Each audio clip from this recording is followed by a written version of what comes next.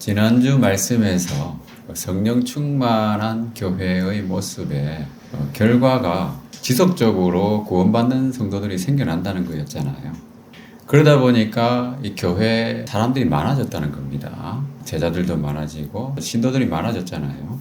근데 사람이 많아지면은 항상 문제도 많아지잖아요. 사람들이 모이다 보면. 근데 이 구원받는 사람들이 많아지다 보니까 가장 기분 나빠하는 존재가 누구겠습니까? 사단이라고 하는 겁니다. 그래서 좀 영적으로 우리 이 현상을 볼 필요가 있습니다. 겉으로 드러나는 현상, 그 이면에 무엇이 있는가? 바로 사탄이 방해하는 공작을 펼치고 있는 겁니다. 전략적으로 사탄은 교회를 와해시키고 파괴하기 위해서 공작을 펼치는데 어떠한 전략을 사용하는가? 여러분, 사탄은 아주 영특한 존재잖아요. 자, 사탄의 세 가지 전술에 대해서 여러분들 좀 정리해 볼 필요가 있습니다. 이것을 잘 알고 있으면 사탄의 전략은 여기서 크게 벗어나지 않거든요. 새로운 게 없습니다, 여러분. 비슷한 거예요. 그런데 이것을 잘 활용하기 때문에 사람들은 잘 속아 넘어가기도 하고 거기에 굴복하기도 한다는 거예요. 그래서 이 세 가지 전략을 잘 알면 우리가 그것을 잘 극복할 수 있도록 대비를 잘 할 수 있겠죠. 자, 첫 번째는 뭐냐 하면은 물리적인 폭력, 핍박에 해당되는 거죠. 이게 가장 쉽게 할 수 있는 거죠. 사탄의 입장에서는. 그죠? 그리고 가장 거친 전술이라고 볼 수 있습니다. 붙잡아다가 옥에 가두거나 채찍질 하는 거죠. 실제로 우리가 읽었던 사도행전 지난주 말씀 이후에 보면은 교회가 막 성장하니까 사도들을 붙잡아서 괴롭히는 그런 장면들이 많이 나오잖아요. 자, 박해를 받아서 또 금지령을 받고 투옥되기도 했습니다. 매를 맞기도 했지만 어떻습니까? 사탄의 이런 방해에 굴복하지 않았잖아요. 오히려 기뻐했습니다. 하나님을 찬양하고 그러면서 그들이 금한다고 해서 복음의 말씀을 전하지 않았던 것이 아니잖아요. 오히려 더 열심히 가르치고 전도하고 했다는 거죠. 그러니까 사탄은 또 한 가지 다른 방법을 쓰는 게 뭐냐 하면 아주 매우 교활한 전술인데요. 도덕적으로 부패하게 만들고 또 타협하게 만듭니다. 세상과. 아나니아와 삽비라의 위선 그리고 거짓이죠. 그것을 통해서 그리스도인의 교제를 와해시키려는 시도가 있었습니다. 그런데 이것도 마찬가지로 성령 충만했던 그 베드로한테 딱 걸렸잖아요. 이들은 사람은 속일 수 있을 것이다 생각했던 거예요. 그죠? 그래가지고 거짓말을 한 거잖아요. 근데 사도 베드로가 뭐라고 합니까? 이거는 사람에게 거짓말을 한 것이 아니다. 하나님께 한 것이다. 어떻게 너희들이 주님의 영을 성령을 시험하느냐 이렇게 말하고 있습니다. 그렇게 하면서 징계를 하니까 하나님께서 바로 심판을 내리셨잖아요. 그래서 이 사람들은 바로 죽었잖아요. 그죠? 그 자리에서 사망했습니다. 그러니까 이 일을 듣고 사람들이 아주 두려워했어요. 그러니까 야, 정말 하나님 앞에서 정말 그 진실되게 잘 살아야 되겠다. 거룩하게 살아야 되겠다. 이러한 경각심이 퍼지지 않았겠습니까? 이러한 하나님의 임재, 심판 이런 것들 경험하면서 교회는 더 성장해 나간 거죠. 그렇다고 해서 사탄이 이러한 교회를 파괴하려는 시도를 포기하지 않았다는 거죠. 사탄은 또 이번엔 또 뭘 하냐면 세 번째 방법입니다. 뭐냐면 주의를 산만하게 하는 것입니다. 가장 교묘한 책략이라고 볼 수 있습니다. 교회에 신도들이 많아지고 제자들이 많아지는 이유가 뭡니까? 하나님의 말씀을 배우려는 사람이 많아지는 거잖아요. 하나님의 말씀이 자꾸 퍼져나가기 때문에 그런 거예요. 그러니까 사탄은 하나님의 말씀을 잘 전하지 못하도록 만드는 거예요. 그러니까 그 말씀을 전하는 소명을 가진 사람들이 바로 사도들이잖아요. 근데 사도들이 자꾸만 다른 일에 분주하게 만드는 겁니다. 자기들의 소명보다도 어떤 행정적인 일, 중요하긴 하지만 본질적인 것은 아닌, 그죠? 그런 일들에 시간을 뺏긴 거죠. 사도들이 12사도밖에 안 되다 보니까 그 12명이 지금 점점 많아지는 신도들의 그 필요를 다 감당하기에는 무리가 있는 거죠. 그러니까 원망이 생기는 거예요. 구제와 복지 사업 이 부분에서 불공평한 점들이 조금씩 나타났다는 겁니다. 그러니까 원망이 생기고 사도들이 이런 걸 보다 보니까 우리가 지금 뭐 하고 있는 거지? 이 생각이 드는 겁니다. 그러니까 이게 뭐냐면 겉으로는 이렇게 보이겠지만은 사탄의 방해 공작이거든요. 그러니까 인간적인 해결책보다는 뭔가 근본적이고 영적인 해결책이 필요한 거예요. 어떻게 사도들이 이 문제를 해결했습니까? 성령 충만한 사람들을 통해서 해결했다는 겁니다. 그래서 은사에 따라서 할 일들을 다시 분배를 한 거죠. 아주 중요한 내용입니다. 이 부분이. 하나님의 부르시는 소명에 따라서 그 은사에 따라서 할 일들을 맡기는 겁니다. 그래서 사도들의 부르심은 하나님의 말씀을 전하는 거잖아요. 그 말씀의 능력이 결국은 사람을 구원하는 것이고 그렇게 해야 또 신도들이 생기고 교회가 성장하는 거니까. 근데 다른 일에 분주하다 보니까 그것을 소홀히 하게 된 거죠. 사탄의 전략이 일정 부분 통했잖아요. 그러다 보니까 그것을 깨뜨리기 위해서는 어떻게 해야 됩니까? 인간적인 방법이 아니라 하나님의 방법. 일꾼들을 세웠는데 바로 성령 충만한 사람들을 세웠다는 것이고 그 사람들에게 구제하는 것과 사람들의 필요를 채워주는 복지 사업을 맡겼다는 거죠. 그래서 여기서 우리가 착안해야 될 것은 뭐냐 하면 이 7명의 일꾼이라고 하는 것이 단순한 허드렛 일을 하는 것이 아니라는 거예요. 성령 충만한 사람들이 하는 거잖아요. 그래서 이분들의 사역이 결코 사도들의 사역보다도 뭐 열등하다거나 그런 의미가 전혀 아니라는 겁니다.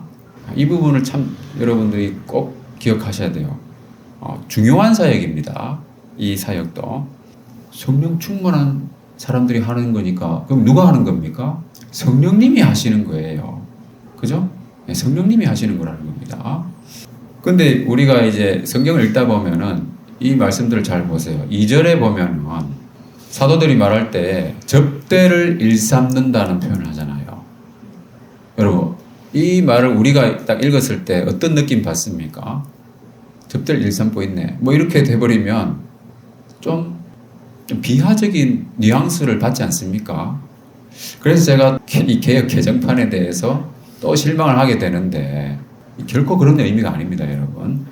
원어적으로 보면요. 1절에 나오는 구제라는 말 있죠. 자, 이 구제라는 말의 원어가 디아코니아입니다.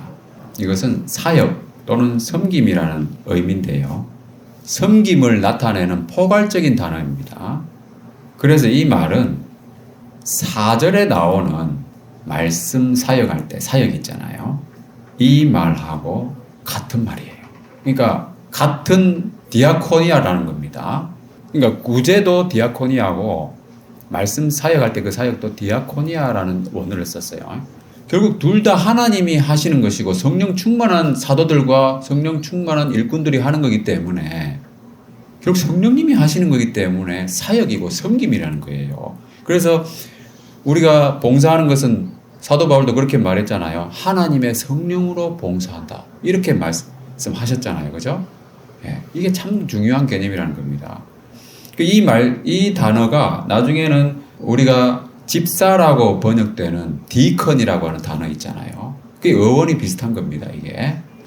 그리고 당시에 우리 어떤 데 보면은, 어떤 주석이나 이런 데 보면은, 7 일꾼을 7 집사라고 표현하기도 하는데요. 집사라는 말은 그 당시에는 쓰지 않았던 거예요. 그냥 같은 디아코니아, 이렇게 썼습니다. 말씀 사역하는 거나 섬기는 일이나 똑같다는 거예요. 그러나 은사가 다르기 때문에 구분을 하는 것이 뿐이라는 거예요. 1절에 나오는 사역은 생활의 필요를 채우는 사회 복지 사업에 해당되는 것이고 4절에 나오는 사역은 목회적인 것에 해당되는 거죠. 말씀을 전하는. 둘 다 하나님의 부르심에 따라서 하는 것이다. 그리고 2절에 이제 접대를 일삼는다고 하는 표현이 좀 아쉽긴 한데 이 세 번역으로 보면은 음식을 베푸는 일, 대체로 중립적인 표현의 그 뉘앙스잖아요. 네, 그렇게 표현하고 있다고 하는 겁니다. 개역 개정판이 아무래도 좀 그 고체로 쓰여지다 보니까 앞에 나가서 뭐 가르치고 하는 게 뭐 또 좋은 거고 또 밑에 있는 사람들은 안 좋은 거고 이런 느낌을 좀 주는 것 같아요. 그것은 제가 볼 때 좀 개선돼야 되지 않겠나 이런 생각을 하게 되는 거죠. 약간 권위주기적인 그런 면이 좀 포함되어 있는 것 같습니다. 자, 우리가 지난주에 그리스도인의 생활의 균형에 대해서 좀 이야기했잖아요. 자, 이것도 하나의 균형이라고 볼 수 있는 거예요. 말씀 사역과 생활의 실제적인 필요를 채우는 사역, 이 균형, 이게 사역에 있어서 참 중요하다는 거예요. 자, 여러분도 마찬가지로 기도할 때 영육 간의 강건함을 주시도록 기도하잖아요. 그죠? 영적으로도 강건해야 되고 육적으로도 건강해야 되는 거예요. 어느 한쪽만 강조해서는 안 된다. 우리가 거듭날 때도 뭡니까? 물과 성령으로 거듭난다고 그랬잖아요. 그리고 데살로니가전서 말씀을 보면 영과 혼과 몸이 흠없게 거룩하게 보존되는 것이 하나님의 뜻이다. 영혼 몸이라고 했습니다. 이것을 줄여서 영육이라고 표현하기도 하는 겁니다. 자, 그래서 지난번에 우리가 하나님을 사랑하는 것과 이웃을 사랑하는 것의 그 계명을 이야기할 때도 그 순서가 중요도에 따른 순서가 아니라고 했잖아요. 그냥 말하기의 순서일 뿐인 겁니다. 그래서 이것은 다시 말씀드리지만 소명과 은사의 문제다 하는 겁니다. 그래서 사도들은 하나님께서 기도와 말씀 사역으로 목회적 섬김으로 부르셨고 일곱 일꾼들은 구제와 또 다른 섬기는 일로 부르셨다는 겁니다. 사회 사업적인 섬김으로. 여러분들도 각자에게 하나님이 주신 소명이 무엇인가, 그죠? 은사가 무엇인가 생각해야 되겠죠. 그래서 거기에 따라서 어떻게 섬길 것인지, 교회에 어떤 기여를 할 수 있을 것인지 생각하고 그 소명에 따라서 살아가면 좋겠다는 겁니다. 처음에는 이 두 가지 은사가 주로 이렇게 거론되지만 여러분들 성경 읽어보시면 알겠지만은 뒤에 보면 다양한 은사들이 있잖아요. 사회가 다양해지다 보면은 하는 역할들도 그만큼 많이 필요한 겁니다. 지금은 성경에 나와 있지 않은 여러 가지 은사들도 거론되고 있습니다, 실제로. 제 친구가 얼마 전에 그 전화가 와가지고 통화하다 보니까 그 형제는 다른 사람을 연결을 시켜주는 그런 은사가 있더라고요. 그래서 나도 그 은사라고 이야기했더니 본인도 아주 제 말에 공감하면서 그 역할을 더 잘하기 위해서 건강해야 되겠다고 하는 그런 다짐도 하더라고요, 실제로. 그런 은사도 있는 거예요. 소명에 따라 살지 않으면은 여러분 인생이 아무런 의미가 없습니다. 제가 전역한 이유도 결국 그거 아닙니까? 제가 나름대로 생각하는 제 은사는 말씀을 이렇게 직접 전하는 은사거든요. 그런데 계급이 올라가다 보니까 말씀을 직접 전할 수가 없는 위치가 되는 겁니다. 제약이 있더라고요. 그러다 보니 이거 안 되겠다. 그래서 전역을 하게 됐는데 소명에 따라 살지 않으면은 제가 진급을 하거나 그런 세상적인 명예나 영광을 누려도 그게 뭔 기쁨이 있겠습니까? 그런 겁니다. 자, 그렇게 믿는 사람들이 각자 부르심에 따라서 살아갈 때 어떤 일이 발생하냐면 성령 충만한 사람들을 통해서 이 문제를 해결했잖아요. 그러니까 그 결과 어떻게 됐습니까? 말씀의 권능이 나타났다는 겁니다. 오늘 말씀에 7절에 보면은 제자의 수가 더 많아졌다고 그랬어요. 제자의 수가 많아졌다는 말은 뭐냐면 배우는 사람들이 많아졌다는 거잖아요. 유대인들은 그 당시에 지위고하를 막론하고 안식일에 교당에 가가지고 율법을 듣고요. 그것을 통해서 율법을 되게 많이 알고 있었습니다. 그런데 이 사람들이 이 사도들의 제자가 되어가고 있었다는 말은 뭡니까? 그동안 자기들이 들어왔던 율법에서 이야기하고 있는 것들이 예수 그리스도를 통해서 성취되고, 그죠? 그리고 율법에 있는 것들은 모형이고 그림자다라고 하는 것을 깨닫게 된 거잖아요. 그러면서 이게 바로 이 이야기였구나 라고 하는 것을 발견하니까 그게 얼마나 놀라웠겠습니까? 예수님의 구속 사역을 통해서 그 율법이 성취됐다고 하는 것을 알게 된 거잖아요. 그러니까 점점점 배우고 싶은 거예요. 말씀의 의미를.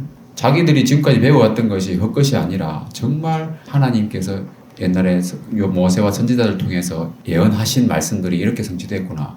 그걸 보면서 아마 가슴 벅찬 것들을 많이 느꼈을 거예요. 그 자기 시대에 그게 이루어졌으니까. 그죠? 그리고 실제로 사도들에 의해서 여러 가지 표적들이 나타나고 있었잖아요. 예수님을 통해서도 많이 봤지만은 그런 경험들을 하다 보니까 그 사람들은 정말 배우고 싶었다는 거예요. 지난주에 우리가 얘기했지만 그 오순절의 의미만 하더라도 그 율법을 받았던 날을 기념하는 그런 날로 그들이 지켜왔는데, 그죠? 성령님께서 강림하심으로써 율법을 마음에 새기는 그런 역사가 일어나고, 실제로 영적인 추수가 일어나고, 뭐 그런 의미로 재해석되는 거잖아요. 그렇게 율법에 대한 새로운 조명 있다 보니까 사람들은 정말 배우고 싶었다는 거예요. 그 제자들이 많아졌다는 겁니다. 근데 그런 움직임이 일반 유대인들에게만 그친 것이 아니고 어떻게 되냐 하면은 허다한 제사장의 무리도 이 도에 복종했다는 거예요. 이 참 놀라운 일입니다. 뭐냐 하면은 이 제사장의 무리라고 하는 것은 제사장이 어떤 일을 하는 사람들입니까? 율법에 기록된 대로 성전에서 실제로 그 사람들은 동물의 피로 제사를 드리는 사람들이 있잖아요. 제사 의식을 수행하는 사람들이었어요. 그런데 그들이 이 도에 복종했다는 거예요. 이 도는 복음이라고 볼 수 있겠죠. 예, 원어적인 뜻은 믿음입니다. 피스테이 해가지고 믿음인데, 자, 믿음의 원리가 뭡니까, 여러분? 믿음의 원리는 믿음으로 구원 얻는 거잖아요. 뭐냐면 율법에서 이야기하고 있는 동물의 제사, 그 피로 죄 사함을 받는 것이 아니라 뭡니까? 예수 그리스도의 피로, 그죠? 예수님 믿음으로 우리가 죄 사함을 받는다는 거예요. 그래서 예수님께서 죽으시고 부활하신 그것이 바로 참된 제사였다고 하는 것을 인정하는 거잖아요. 그래서 그들이 지금까지 드리고 있었던 그 동물 제사는 말 그대로 모형과 그림자였다고 하는 거. 그것을 깨달은 거잖아요. 더 이상 동물의 피로 드리는 제사는 필요가 없게 된 거잖아요. 다시 죄를 위하여 제사 드릴 것이 없느니라. 그러면 제사장은 어떻게 됩니까, 여러분? 제사장들은 동물의 피로 제사 드리는 사람들이었는데, 아니, 동물의 피로 더 이상 제사 드릴 것이 없어졌잖아요. 그러면 이 바로 일자리 문제가 발생하지 않겠습니까? 정체성의 문제도 발생하고요. 그들이 과연 이 도를 진심으로 받아들였다고 하는 것은 그냥 일반 사람들이 받아들였다는 거하고 좀 더 다른 의미가 있는 거예요. 그들의 생계와 직접적인 정체성 문제, 그런 문제들이 겹치다 보니까 성령이 도우심으로 인한 그런 믿음이 아니면 이 도에 복종하기가 쉽지가 않은 거예요. 단지 먹고 살기 위해서 그 의미 없는 제사를 계속 할 수는 없는 거 아닙니까? 자기들이 이미 깨달았는데. 그렇잖아요. 모형과 그림자인데 그것만 계속 하고 있을 수는 없잖아요. 자, 그래서 이분들은 정말 복음을 믿고 새로운 생활을 시작한 것이라고 볼 수 있습니다. 그래서 말씀의 권능이 나타났다고 하는 것은 제자의 수가 많아진 것도 있고 허다한 제사장의 무리가 복음에 복종했다고 하는 거, 참 놀라운 일이 아닐 수 없습니다, 여러분. 그리고 이 말씀의 권능의 마지막으로 얘기할 수 있는 것은 인간의 모든 지혜와 지식을 능가하는 증언이 이루어지고 있었다고 하는 것을 알 수 있습니다. 자, 성령 충만한 사람들이 각자 소명에 따라서 말씀 사역하고 말씀의 권능이 나타났는데요. 이 스데반이라고 하는 사람은 은사가 좀 특이했던 것 같아요. 은혜와 권능이 충만했다고 했는데 이분은 특별히 기사와 표적을 행하는 그런 은사도 받은 것 같습니다. 근데 이분은 그래서 사도들처럼 또 사역을 하기도 했는데 예루살렘에 많은 회당들이 있었어요. 그 당시에. 근데 그 회당들을 다니면서 복음을 전했던 거죠. 그러니까 거기 회당에 보면은 상당히 지식인들이 많이 있거든요. 그 사람들하고 논쟁을 붙게 된 겁니다.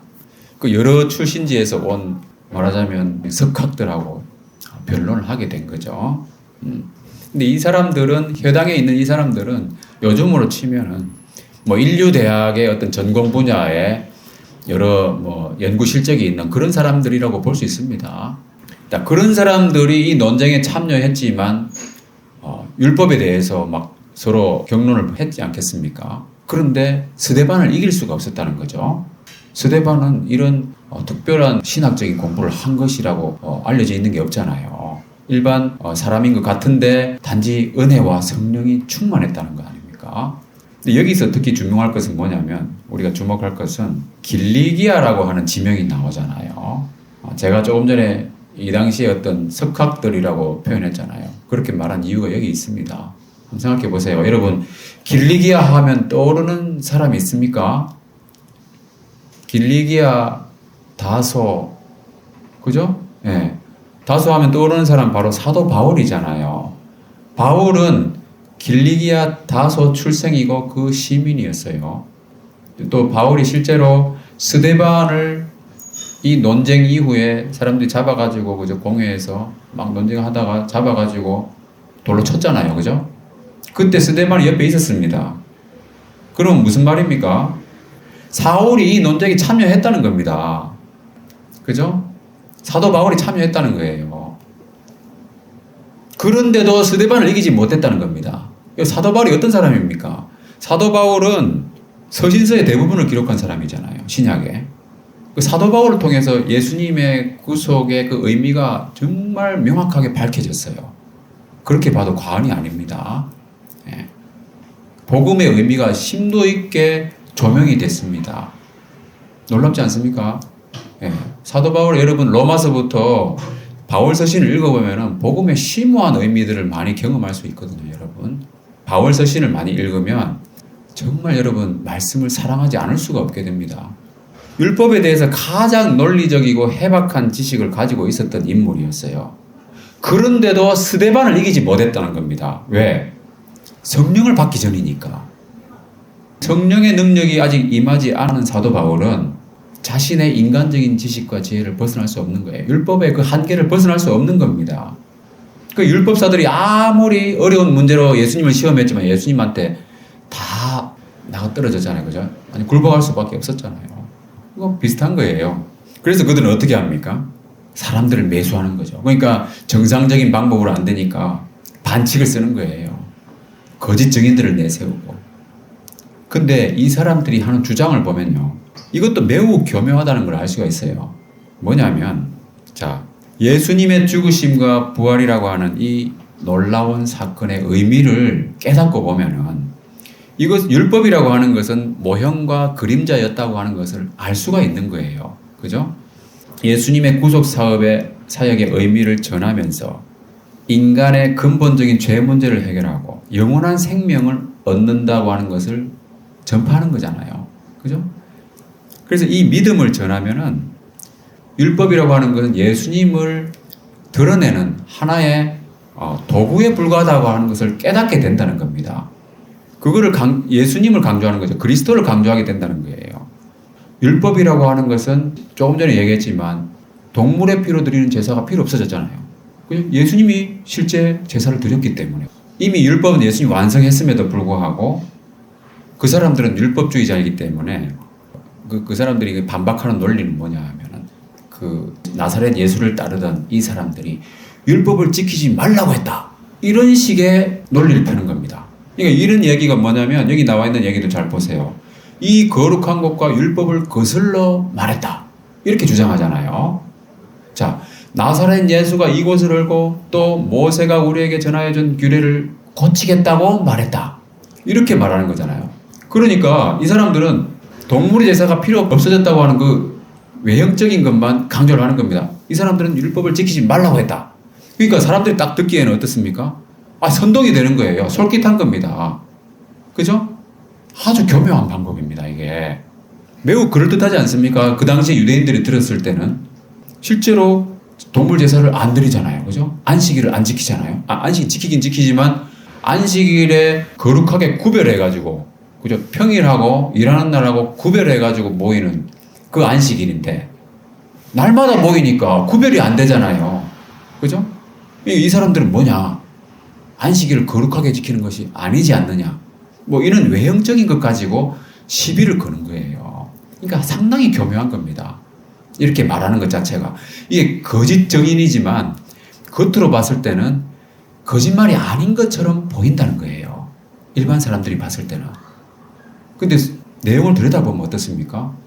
이건 거짓 증언이잖아요. 그런 겁니다. 이게 상당히 사탄의 교묘한 영특한 방식의 방해 전술이죠. 근데 중요한 건 뭐냐면요. 이러한 도전이 현재에도 계속되고 있다는 겁니다. 이 교묘한 방식이. 여러분 잘 보셔야 돼요. 지금 교회에서 어떤 일이 일어나고 있는가 잘 보셔야 된다고 하는 게, 요즘도 여러분 교회에서 예배당 건물을 성전이라고 공식적으로 부르는 사람들 많습니다. 그렇지 않습니까, 여러분? 성전 건축. 공식적으로 여러분 그런 얘기를 하는 거예요. 또 그 외에도 구약의 율법을 강조해가지고 뭡니까? 주일 성수라든지 11조 강조하잖아요. 그거 뭐냐면 구약적인 개념인 겁니다. 자, 신약에서는 여러분 뭐라고 말합니까? 성전이 뭡니까, 여러분?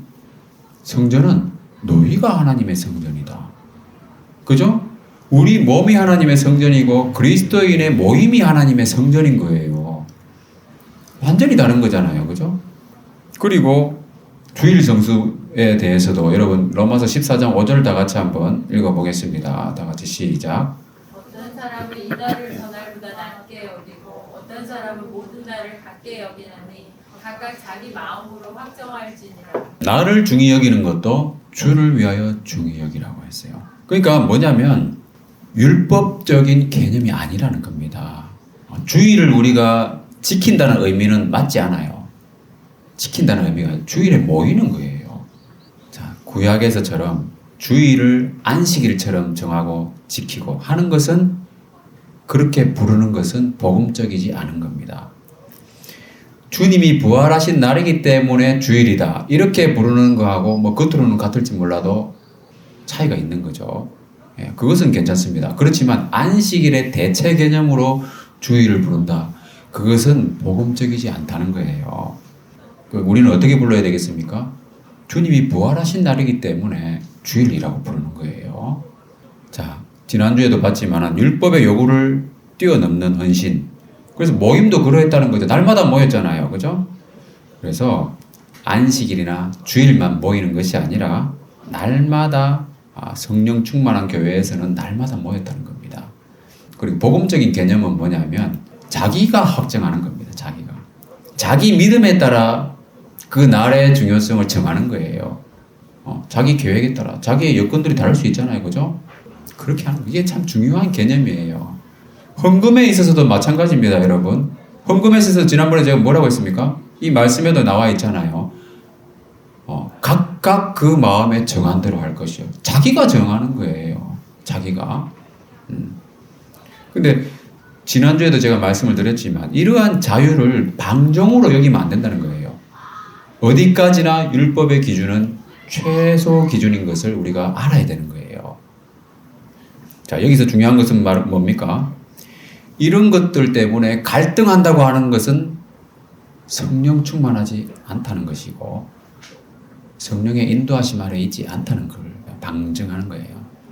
예. 그러니까 이런 것을 갈등할 것이 아니다. 우리가 구해야 될 건 뭡니까? 내가 어떤 날을 뭐 중요하게 여겨야 되느냐 이런 거 뭐 헌금을 얼마나 드렸냐 이게 아니고 내 믿음이 그죠? 자라기를 기도하는 거죠. 내가 성령 충만하면 되는 거예요. 성령 충만할 수 있도록 기도하는 거. 그게 각 개인의 가장 큰 기도 제목이 되어야 되는 겁니다. 자, 말씀 마무리하겠습니다. 자, 교회가 커지고 사람이 많아지면은 참 문제도 생기고요. 사탄의 도전이 있습니다. 그런 도전이 겉으로 드러나는 것을 보고 우리가 쉽게 여기면 안 된다는 거예요. 아나니아와 삽비라의 사건에서 보는 것처럼 베드로가 뭐라고 했습니까? 아나니아를 보고 사탄이 네 마음에 가득하구나. 그죠? 베드로는 그 사람이 그날 그냥 거짓말 했구나. 그 정도가 아니라는 거예요. 네 마음에 사탄이 가득하구나. 왜? 베드로는 성령 충만한 사람이기 때문에 딱 보면 아는 겁니다. 그 당시에. 자, 고린도전서 말씀 읽어보겠습니다. 다 같이 시작. 신령한 자는 모든 것을 판단하나 자기는 아무에게도 판단을 받지 아니하는지라. 네, 성령 충만한 사람은 모든 것을 판단한다고 했어요. 그래서 우리는 눈에 보이는 대로 살아가서는 안 된다는 겁니다. 사탄이 가득할 것이 아니라, 그죠? 성령으로 가득해야 되잖아요. 가득하다는 게 바로 충만한 거니까. 네, 성령이 가득한, 성령이 충만한 사람이 되어야 됩니다. 그래야 사탄의 도전을 물리치고 말씀의 권능도 우리가 경험할 수 있는 겁니다. 그러면 오늘 마지막 말씀처럼 스데반과 같이, 그죠?